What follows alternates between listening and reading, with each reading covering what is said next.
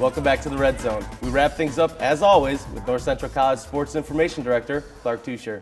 Clark, thanks for stopping by. It's good to be back. So the men's cross-country team picks up right where they left off last year as they cruise easily to a first-place finish in their opener.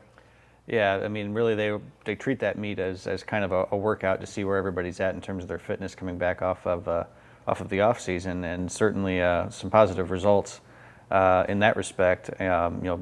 The top 2 or 3 guys ran markedly faster than they did in the same meet a year ago, and certainly in terms of point totals against the same opposition, pretty comparable to what they were last year on their way to a national championship. And John Crane definitely treated it as a workout. He broke the record on the course, actually, with the first place finish. What does this team have to do to sort of get back to that national championship, and really compete?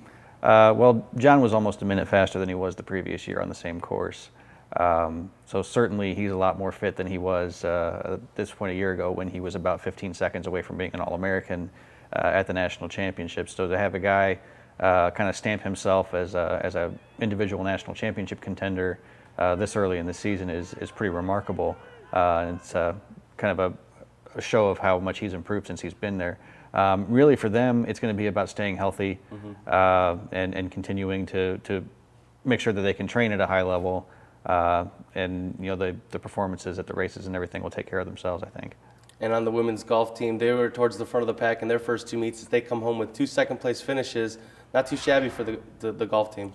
Yeah, it's another veteran squad. They have 4 of their top 5 players back from last year. A lot of experience in that group. Marissa Maiko and Mary Kate Roan, a senior and a junior, who have been prominent members of the team since they've been on campus. Really kind of leading the way right now. They've both been working very hard. They expect a lot of themselves, and really look at themselves as leaders as they try to advance this program from a few years of runner-up finishes at the conference championships to try and compete for a conference title. And at the Spartan Classic where they took second as well, there was a lot of CCIW teams there. Carthage took the top spot, but you had North Park, Elmhurst, Wheaton. It was almost a preview of what the CCIW is going to look like. And that's one thing that makes the conference championship so interesting is that these teams compete against each other regularly throughout the year. So there really aren't any surprises once you get to the championship meet in October. Carthage is a team that we really compete with closely a lot.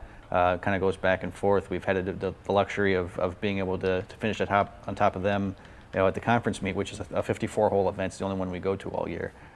So they're certainly looking to establish some consistency on a day-to-day level once we get into these events that have 2 or 3 rounds in them. And the men's soccer team showing some consistency early on as they start off the season 3-0, and they outscore opponents 12-2. Yeah, Coach Klausterman really has to be pleased with the conditioning level of this group. They won, played on back-to-back days up in Michigan last weekend, which they don't do very often, and were able to win both games in the second half. And then they went up to Rockford on Tuesday and kind of had a pretty easy time of it, scoring 6 goals in the second half, several of those coming in the last 10 minutes or so.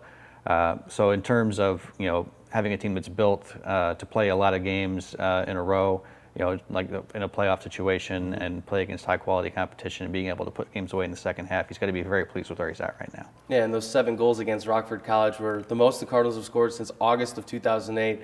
Does this team, they were only picked to finish 6th in the CCIW. You think they could be a sleeper team, make some noise in the conference?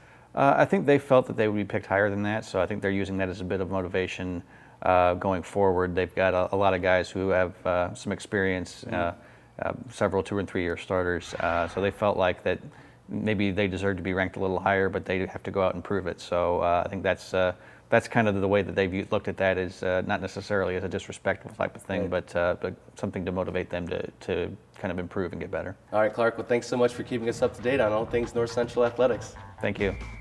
The Cardinals look to bounce back from the tough loss this Saturday night against the University of Redlands. If you can't make the trip, you can watch the game live right here on Channel 17 or at nctv17.com.